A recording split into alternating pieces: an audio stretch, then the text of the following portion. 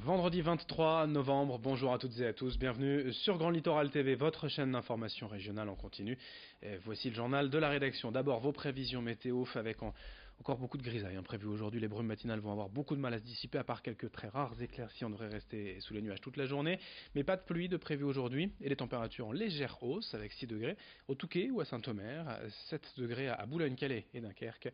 Les prévisions météo complètes bien sûr après ce journal. À la une d'abord la 7e journée de mobilisation des Gilets jaunes avant la grande manifestation prévue demain. Quasiment pas d'action finalement recensée depuis ce matin. Il y en a eu hier soir et cette nuit sur l'autoroute A16, mais souvent les manifestants sont délogés par les forces de l'ordre. Les plus déterminés attendent certainement désormais la journée de demain pour relancer le mouvement. C'est dans ce contexte en tout cas que le président de la République Emmanuel Macron va annoncer mardi de nouvelles mesures pour, je cite, rendre la transition écologique acceptable. Dans la région également, Xavier Bertrand a validé hier l'élargissement de l'aide au transport mise en place en 2016 avec 20 € par mois pour un trajet de 30 km aller, domicile-travail bien évidemment. La distance sera désormais de 20 km et pourrait donc concerner beaucoup plus de monde. Elle sera même dès 10 km si vous covoiturez. Et puis dès le 1er janvier, la région financera également jusqu'à un tiers du coût des kits permettant de convertir un véhicule roulant à l'essence au bioéthanol. Tout cela reste toutefois à préciser. Au Conseil régional, hier, l'Europe était également à l'honneur jusqu'au 5 décembre. Une campagne médiatique veut montrer aux Français à quoi sert l'Union européenne et ce qu'elle leur apporte au quotidien, notamment en termes de financement, puisqu'avec près de 300 € par an et par habitant, les Hauts-de-France, c'est tout simplement la région française qui bénéficie le plus de ces aides européennes. D'où ce message envoyé et les témoignages de personnes aidées dans leur quotidien par l'Europe. Explication au micro de Xavier Silly.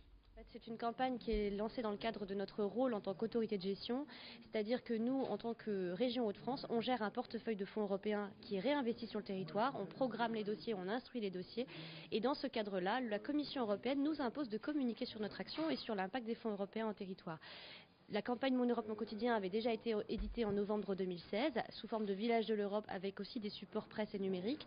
Cette année, on la réédite tout simplement, plutôt sur des supports numériques pour faire connaître l'action des fonds européens, l'investissement des fonds européens sur le quotidien des gens de la région Hauts-de-France. Et dans cette édition également, l'autre actualité de la fin de semaine en France. Demain, 24 novembre, c'est la grande marche nationale contre les violences faites aux femmes. Pratiquement un an après MeToo ou Balance ton port, peu de choses ont quand même changé. Et dans les faits, selon les associations féministes, malgré la médiatisation, malgré la libération de la parole et malgré la loi, ce qu'il n'y a pas, il y aurait encore beaucoup à faire dans la société, dans les mœurs, pour que cessent ces violences et pour éviter les drames presque quotidiens. Car je vous rappelle tout de même qu'aujourd'hui, en France, une femme meurt tous les 3 jours sous les coups de son conjoint. Demain, près de 70 rassemblements sont prévus dans toute la France. Il y en a un notamment à Boulogne, dès 10h du matin, demain devant le théâtre Monsigny. Explication avec une des membres locales de la Ligue des droits de l'homme, au micro de Corentin Escaillé. Tout ce que l'on sait, c'est que les femmes victimes de viol sont toujours aussi nombreuses et qu'une femme meurt toujours tous les 3 jours sous les coups de son conjoint ou de son ex-conjoint. Il semble que la société ait pris conscience d'un certain nombre de choses, par exemple avec le mouvement MeToo, mais justement si nous faisons ce mouvement ce novembre, c'est pour réveiller un peu les consciences parce que nous avons l'impression que le mouvement est en train d'être étouffé. Dans ce journal, on enchaîne avec 2 infos en bref. D'abord à Grande-Synthe, le Conseil d'État a confirmé hier la fermeture de l'association Centre Zara pour 6 mois. Les activités de ses membres étaient particulièrement surveillées par les autorités en raison de soupçons de ses dirigeants liés à des organisations terroristes. En bref, également 36 migrants secourus en mer dans la nuit de mercredi à jeudi, 4 tentatives de traversée entreprises avec à bord 36 migrants désirant rejoindre le Royaume-Uni. Cela fait désormais 28 tentatives de traversée depuis le début de l'année selon les autorités. Dans ce journal également, avis aux amateurs de belles carrosseries.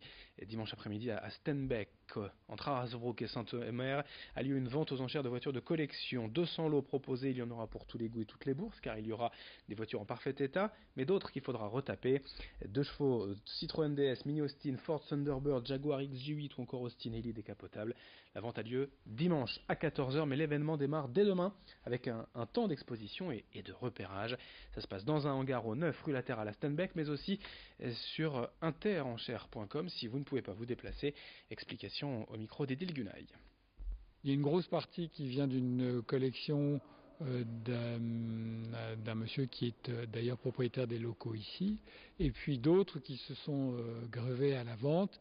et notamment au travers de successions ou d'une tutelle dans lequel j'ai trouvé quelques autos, notamment une ID19 et puis une DS20 qui sont toutes les deux des premières mains. Et puis il y a surtout une voiture qui est une voiture qui s'appelle Pakis, les sociétés des usines Pakis. Et donc cette voiture, ce qui est amusant, c'est que c'est une deuxième main. Elle a eu que 2 propriétaires.